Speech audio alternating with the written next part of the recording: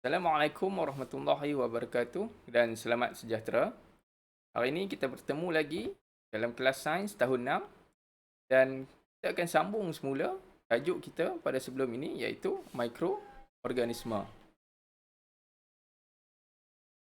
Kalau sebelum ni kita dah belajar pasal apa itu mikroorganisma, jenis-jenis mikroorganisma, okay, ada 5 jenis kalau kamu ingat balik dan proses hidup mikroorganisma. Hari ini cikgu akan sambung topik mikroorganisma kita. Tu, apa yang kamu akan belajar hari ini adalah faktor yang mempengaruhi pertumbuhan mikroorganisma, kan?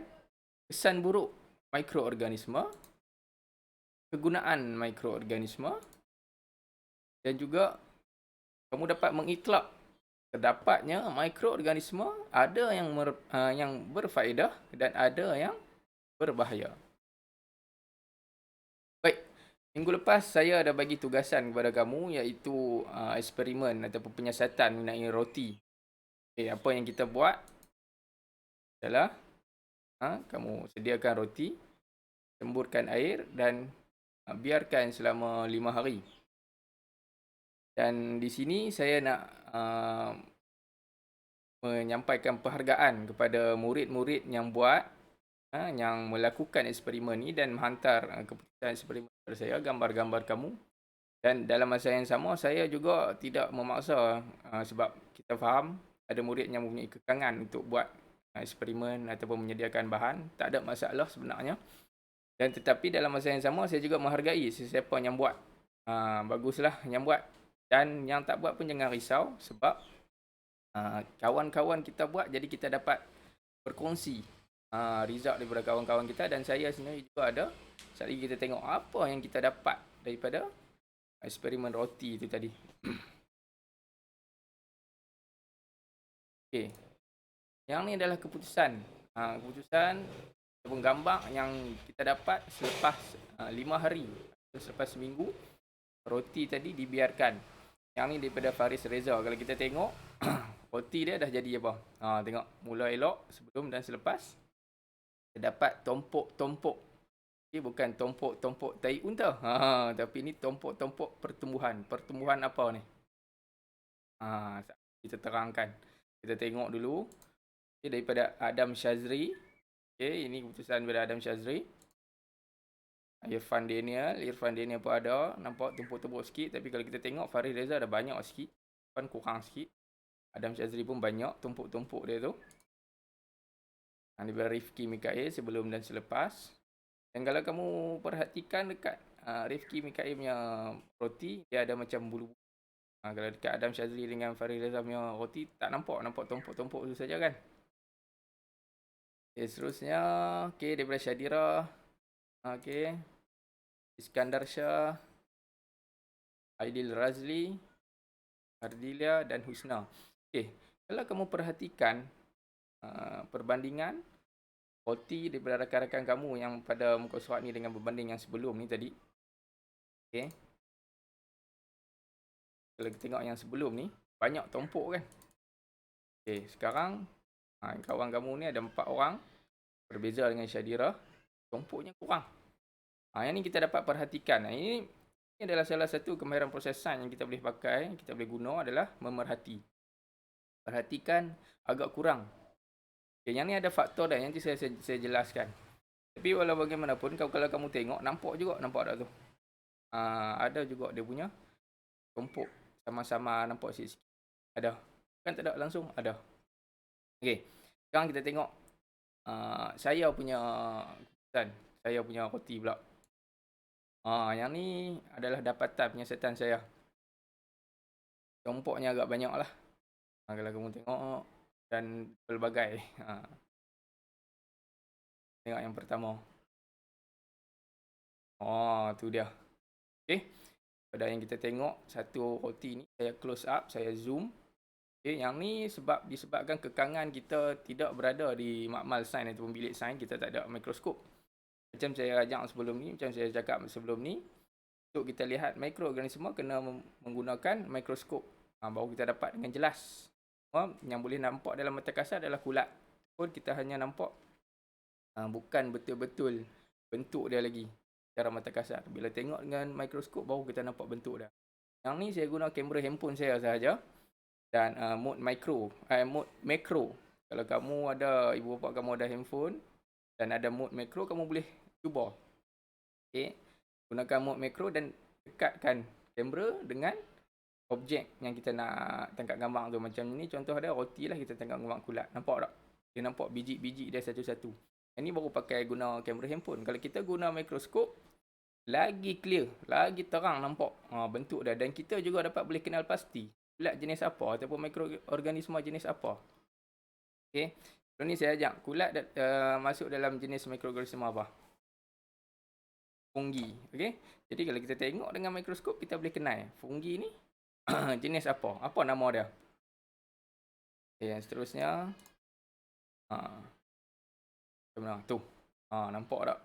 Kuning-kuning lah. Macam telur goreng sikit lah. Telur mata ke apa ni. Okay. Ada biji. Ni kamu boleh, kita boleh tengok lah. So, contohnya ada. Ni ada putih-putih sikit. Saya nak bagi tahu kamu pun nama fungi ni tak boleh sebab kita memerlukan mikroskop untuk kita tengok betul-betul baru kita boleh kenal apa nama dia. Jadi yang ni dia ada mungkin ada banyak jenis, ada beberapa jenis. Kalau nak kenal pasti kena gunakan mikroskop. Yalah dengan ni nampak macam bihun. Apa? Ada garisan-garisan lah. Okey.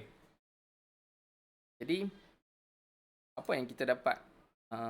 Apakah faktor yang mempengaruhi untuk pertumbuhan mikroorganisma ataupun kulat tadi dekat roti?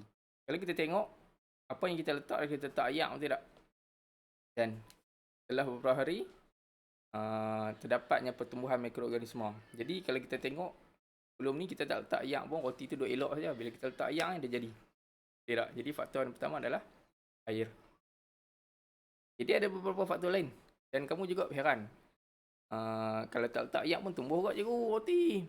4 hari expired, 5 hari, tinggal seminggu kan tengok dah ada kulat. Tak letak ayak pun. Betul tak? Sebab apa? Yang tu sebabkan oleh satu dia punya expiry date ataupun tarikh luput dia dah habis. Jadi dia dah tak tahan dah daripada serangan kulat ataupun mikroorganisma. Dan juga mana dia dapat ayak? Dia dapat air daripada kelembapan udara. Bila dia expose terbuka kena udara, dalam udara kan kita ada uap air. Air tu melekat. Lama kelamaan dia menyerap air lama-lama banyak. Bila dah cukup air untuk mikroorganisma tu hidup, dia akan tumbuh. Okey. Sebab tu kalau kita ada orang tapi walaupun habis expired date, habis tarikh luput, ada juga tak ada lagi kan mikroorganisma, masih ada orang boleh makan lagi. Yang tu kamu kena jagalah. Kalau boleh ikutlah tarikh luput dia tu. Walaupun tak nampak kulat tumbuh tapi mungkin berbahaya. Dan belum tumbuh, kita tak nampak lagi. Sekarang dia duduk dah. Baik. Jadi, kalau kamu tengok buku teks muka surat 30, topik kecil kita pertumbuhan mikrob. Bagaimana dia bertumbuh? Saya kita huraikan ada faktor-faktor lain. Tadi kita hanya tengok dekat roti saja kan. Ini tengok pelajar ni dia tengok buah jambu dia rosak. Jadi kenapa buah jambu ni boleh rosak? Jadi dia nak jalankan eksperimen. Baik. Seorang pelajar ni kata sebab tindakan mikroorganisma. Apa yang mempengaruhi pertumbuhan mikroorganisma ni? Si pelajar yang kedua katakan, saya rasa pertumbuhan mikroorganisma ini memerlukan air, udara, suhu, nutrien dan keasidan yang sesuai. Macam mana dia tahu? Dia hanya buat hipotesis. Kawan dia kata, Amir, itu satu hipotesis tu. Apa itu hipotesis? Hipotesis ni adalah salah satu kemahiran proses sains. Hipotesis ataupun perkataan yang lebih mudahnya adalah kesimpulan awal. Dia tak buat lagi eksperimen, dia tak tahu lagi keputusan, tapi dia dah buat kesimpulan awal berdasarkan apa? Pengalaman yang lepas, pengetahuan dia yang lepas. Kita boleh sebut sebagai meneka, tapi dia bukanlah meneka tanpa ilmu ataupun meneka membuta tuli. Dia meneka ataupun membuat kesimpulan awal berdasarkan ilmu-ilmu yang dia dah ada. Okay. Dan mereka pun jalankan eksperimen. Kalau kamu tengok, mereka nak kenal pasti eksperimen faktor-faktor pertumbuhan mikroorganisma ni berdasarkan 5 perkara. Udara, air, nutrien, keaksidan dan suhu. Potong 10 keping jambu dan letakkan. Untuk udara kita biarkan dia terbuka. Okay. Untuk jambu, kepingan jambu A1 dan A2. A2 kita tutup dengan pump vacuum. Kita lebih jelas. Okey, nampak? Lebih besar kan? A dan A1. Ini untuk uji udara. Biarkan terbuka. Yang ni pump vacuum dan ikat. Pump vacuum tu macam mana? Kalau kamu pergi ke supermarket, tengok ada selalunya kalau cendawan. Cendawan duduk dalam plastik, plastik tu melekat dekat cendawan tu. Tak ada angin dalam tu. Masukkan dalam plastik dan udara tu disedut keluar. Tak ada udara dalam plastik tu. Itu pump vacuum. Yang pakai vacuum kat rumah kita, tarik angin keluar. Air, keringkan kepingan jambu. Guna pengering rambut dan beg plastik diikat. Dia keringkan, dia ikat. Yang ni dia tak keringkan, untuk B1 dia tak keringkan, terus ikat. Kalau untuk nutrien, masukkan gula. Satu lagi tak masukkan gula. Keaksidan, masukkan cuka dan juga tak masukkan cuka.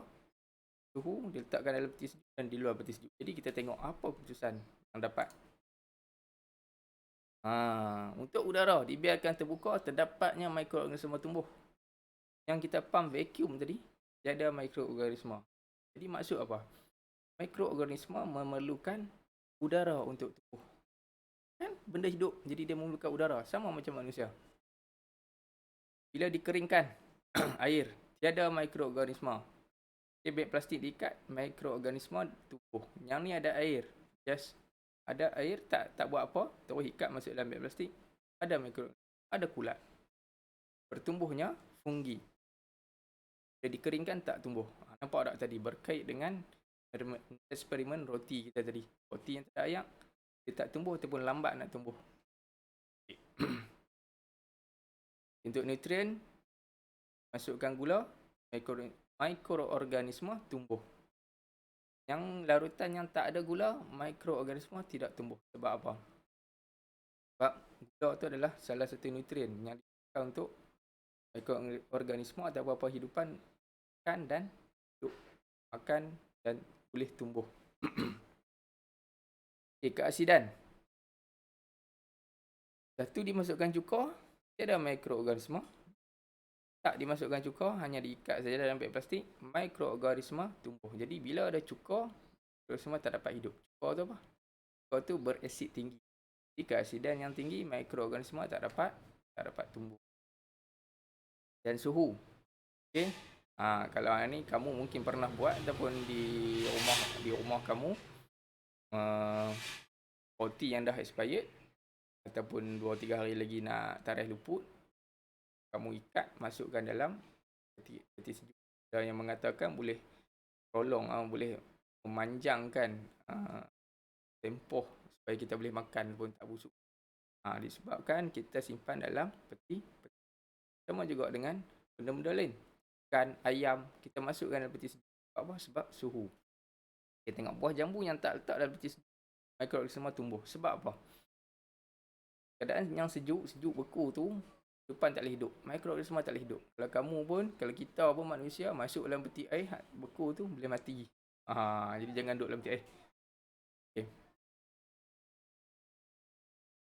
Terusnya, soalan lah. Nyatakan faktor yang menyebabkan kulat bertumbuh pada buah jambu batu. Tadi, dah berapa faktor? Ada soalan kedua. Apakah kaedah yang boleh digunakan untuk mengelakkan buah jambu batu daripada menjadi rosak? Ni kita tengok. Soalan satu tadi, faktor yang menyebabkan kulat bertumbuh pada buah jambu adalah kerana terdapatnya air, udara, suhu, dan keaksidan yang Baik, soalan nombor 2, apakah kaedah yang boleh dilakukan untuk mengelakkan buah jambu batu daripada menjadi rosak? Kaedah yang kita boleh buat adalah penjerukan, pengeringan, penyejukan dan pembukusan vacuum. Penjerukan ni apa? Kita buat jeruk tu. Guna apa? Guna cuka tadi tu. Daripada 5 faktor tu tadi, apa faktor yang boleh untuk, kan dia memerlukan 5 perkara untuk mikroorganisma hidup. Jadi kita buang satu, dia dah tak boleh nak hidup lah. Jadi penjerukan dia buat apa? Dia menjadikan keadaan tu berasid. Jadi mikroorganisma tak boleh hidup.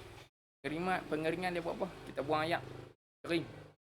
Walaupun suhu sesuai, benda lain sesuai, 4 perkara sesuai, tapi ayak tak ada, dia tak boleh hidup juga. Jadi boleh kita kekalkan buah jambu batu tu. Dia jadi rosak, kita buat pengeringan. Kalau kamu biasa makan buah jambu batu, mungkin jarang jumpa yang orang keringkan. Kalau benda lain, contoh pisang ke ada, pisang salai kan, dia keringkan. Salai tu adalah pengeringan tu. Ataupun buah mangga, buah pelam. Ada buah pelam kering. Okay. Lagi satu, kalau kamu tengok asam keping. Asam keping tu pengeringan lah. Buang ayak, jadi boleh tahan lama. Mak kamu boleh masak. Buat apa? Masak asam pedas ke apa ke pasal asam keping. Buat laksa. Baik, penyejukan. Penyejukan macam saya duk kata tadi, kita simpan dalam peti air. Ada juga yang penyejukan yang sejuk beku. Kita panggil frozen food. Itu juga adalah salah satu cara untuk kekalkan bagi tahan lama. Tapi jangan duk makan sangat frozen food ni. Fast food tak apa bagus. Baik, pembukusan vacuum. Saya ada cerita tadi pasal cendawan tu kan. Yang sama lah. Kesimpulannya, mikroorganisma memerlukan air, udara, suhu, nutrien dan keasidan yang sesuai untuk bertumbuh. Kalau kamu perasan, kesimpulan yang kita buat ni adalah daripada mana? Hipotesis Amir tadi tu. Mana dia? Hipotesis Amir. Ni. Kita ambil balik hipotesis ni. Bila kita buat eksperimen, kita buat hipotesis, kesimpulan awal. Didapati keputusan kita tu betul. Keputusan kita tu membuktikan hipotesis kita betul. Jadi kita ambil balik hipotesis tu, jadikan kesimpulan. Di hujung laporan kita, laporan eksperimen kita. Jadi bila tanya kesimpulan, kita boleh ambil balik hipotesis. Tapi pastikan hipotesis tu betul. Kalau hipotesis tu salah, tak boleh jadikan kesimpulan lah. Faham tak? Baik. Faktor pertumbuhan mikroorganisma. Ini saya ulang balik. Air, udara, suhu yang sesuai. Ingat lah, bukan suhu saja tau. Suhu yang sesuai. Suhu ada banyak suhu. Suhu tinggi, suhu rendah. Suhu beku kah? Suhu bilik kah? Okay, nutrien. Dan juga keasidan yang sesuai. Keasidan pun kena yang bersesuaian. Tidak terlalu berasid. Ataupun tinggi asid ataupun rendah. Baik, kita bincangkan kesan buruk mikroorganisma. Kalau kita sebut kesan buruk ni memang senang nampak. Macam hari tu saya ada terangkan juga. Salah satu mikroorganisma adalah virus. Dan yang kamu sedia maklum, keadaan dunia kita pada hari ini penuh dengan keadaan kita, dugaan lah orang kata, virus apa? Coronavirus. Tu terang-terang kesan buruk mikroorganisma. Bawa apa? Bawa penyakit. Tapi tak apa, kita tengok dulu buku teks. Dia nak makan roti. Dia kata jangan makan. Dah lepas tarikh luput. Lepas tu dah berkulat dah. Duk nampak berkulat, duk pergi try makan lagi. Sekali lagi jadi abah. Okay, kita tengok. Yang pertama, mikroorganisma menyebabkan penyakit berjangkit termasuk konjungtivitis, tuberkulosis, kurap dan malaria. Konjungtivitis ni apa? Sakit mata. Sebab tu kalau kamu sakit mata, pergi klinik, doktor bagi 3 hari. MC, tak payah pergi sekolah. Sebab apa? Sakit mata ni berjangkit. So, duk pergi talar mata kat orang. Bagi orang berjangkit. Sebenarnya konjungtivitis ni ataupun sakit mata ni selalu dulu kalau orang kata kalau sakit mata ni kena pakai spek mata hitam. Bagi orang berjangkit. Ataupun jangan duk tengok mata orang yang sakit mata ni. Yang tu adalah sedikit kurang tepat. Di mana konjungtivitis ni dia berjangkit melalui titisan air mata tu. Titisan kalau kita sakit mata duk berayang kan keluar air kan. Air tu kalau kita pegang ataupun kita pegang dan kita kena dekat orang lain tangannya, dia pula pergi tonyoh-tonyoh mata. Jadi mata dia akan berjangkit melalui air tersebut. Bukan tengok saja macam laser macam cyclops tu boleh terus jangkit tak? Daripada titisan air tu tadi. Sebab tu, tapi kalau kata kita duk bersalam dengan orang, bersentuh dengan orang dalam kelas ke apa, kau duk pegang meja apa semua, aku pegang meja aku, boleh berjangkit lah. Sebab tu doktor akan bagi medical leave, MC, untuk Tak payah pergi sekolah, pun pergi kerja. Sama juga dengan virus coronavirus. Coronavirus sama. Sebab tu kita kena basuh tangan selalu. Jangan bersalaman. Jangan sentuh mata, hidung bila dikeluar. Pakai mask. Sebab apa? Coronavirus berjangkit melalui air. Dan air melalui hidung ataupun air liur. Pesakit. Ini kena jaga betul-betul lah. Okay, seterusnya tuberculosis ataupun TB. Ataupun batuk kering. Kurak. Kurak ni pun, ni kalau dulu kalau dengar kata orang ada kurak, kita pun takut. Naknya kalau kita pergi pegang kurak tu berjangkit lah. Dan siapa-siapa yang ada kurak tu pilah klinik, ambil ubat, jangan duk biak. Dia habis satu badan kurak. Itu berjangkit habis satu keluarga. Seterusnya malaria. Malaria ni berjangkit melalui nyamuk. Nyamuk apa malaria? Nyamuk tiruk. Sama juga dengan denggi. Nyamuk. Okey, yang pertama tadi, mikroorganisma menyebabkan makanan rosak. Merosakkan makanan. Jadi kita tak boleh nak makan. Kalau makan sakit perut. Seterusnya, bakteria yang ada dalam mulut menukarkan gula dan kanji dalam makanan kepada asid yang menyebabkan perebutan gigi. Jadi sebenarnya, selalu orang duk cakap sekali lagi bakteria makan gigi. Sebenarnya bukannya bakteria tu yang makan gigi. Bakteria tu, kita ada makanan kamu duk terselit cabai celah gigi ke apa kan. Terselit ada gula, suka makan gula-gula banyak. Gula tu masih ada kat mulut, dalam mulut, dekat gigi. Tak gosok gigi pula tu. Jadi bakteria dalam mulut kita akan makan makanan tadi tu, nutrien tadi tu. Dan dia akan menukarkan benda tu jadi asid. Asid tu yang merosakkan gigi. Jadi gigi dia reput. Jadi rajin-rajin lah gosok gigi. Lepas makan kumuk, gosok gigi 3 hari. 3 hari pula lah, 3 hari sekali pakai gosok gigi. 3 kali sehari. Tengok ni dia jumpa doktor, cirit-birit dan muntah-muntah. Sebab apa? Keracunan makanan. Sebab apa keracunan makanan? Bakteria seperti salmonella. Okay, dia bertoksik. Okay, seterusnya kegunaan mikroorganisma. Walaupun kita membincangkan tentang keburukan dia, tetapi sebenarnya mikroorganisma ni juga ada juga kegunaan. Apa yang baik ada, apa yang buruk ada baik dah. Bukan semua buruk ya. Okay, setiap yang susah, insya-Allah ada kesenangannya nanti, insya-Allah. Baik.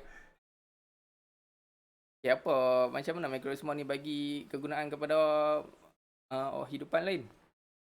Okay, mikroorganisma seperti fungi, protozoa, alga dan bakteria memberikan faedah.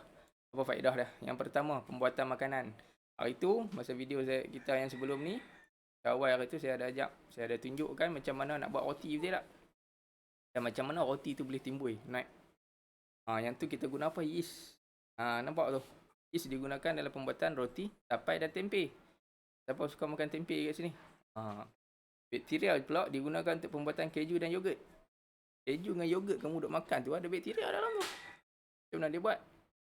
Keju dengan yogurt ni daripada susu dan dimasukkan sedikit bakteria supaya diuraikan dan terdapatlah proses-proses lain. Dan jadinya keju dan juga yogurt. Bakteria membantu untuk buat keju dengan yogurt tu. Penghasilan antibiotik dan vaksin. Antibiotik dan vaksin menguatkan sistem imunisasi badan. Dan antibiotik dan vaksin juga digunakan untuk menghalang pertumbuhan mikroorganisma yang menyebabkan penyakit. Kita pun lah ni pasal vaksin coronavirus kan. InsyaAllah mungkin dalam bulan ni, hujung bulan ni kita akan memperoleh batch yang pertama vaksin coronavirus. Okay, vaksin juga dibuat menggunakan mikroorganisma.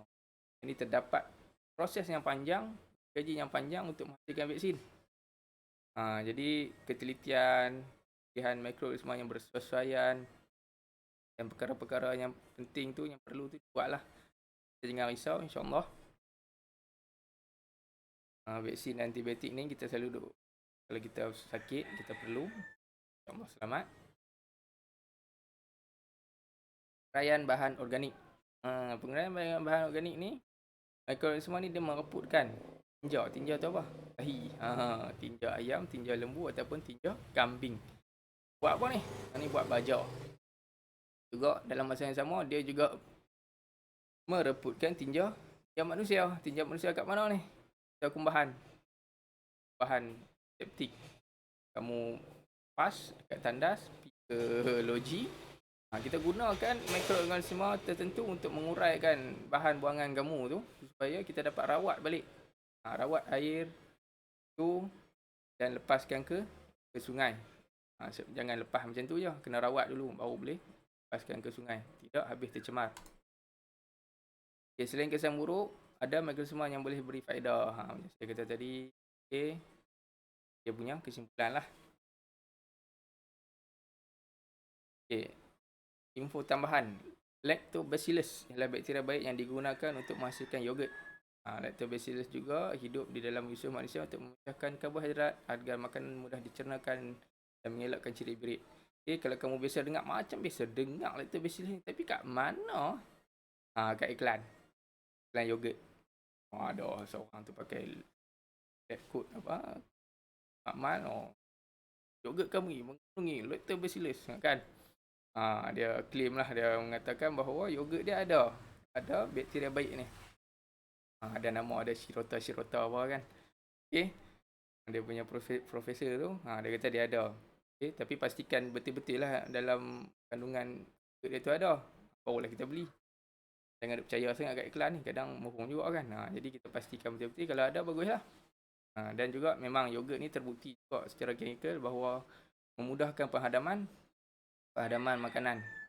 Bagus untuk pilihlah yogurt yang baik. Banyak brand di luar sana. Baik. Setakat tu saja untuk pembelajaran kita pada hari ini, dan tugasan kamu saya nak kamu tuliskan keburukan dan kegunaan mikroorganisma. Keburukan ada berapa? Ada 4 kalau tak silap saya. Sebabkan penyakit. Bila kamu listkan tu, keburukan mikroorganisma kan. Mikroorganisma menyebabkan penyakit. Contoh, letak contoh 4 ni. Konjungtivitis, tuberkulosis, kurap dan malaria. Boleh juga tambah kalau nak tambah. Coronavirus, demam denggi. Dan keburukan yang kedua, menyebabkan merosakkan makanan. Yang ketiga, mereputkan gigi. Bakteria menyebabkan pereputan gigi. Yang ketiga, ada bakteria yang menyebabkan jadi berapa? 1, 2, 3, 4. Ini keempat, menyebabkan sakit perut, birit-birit.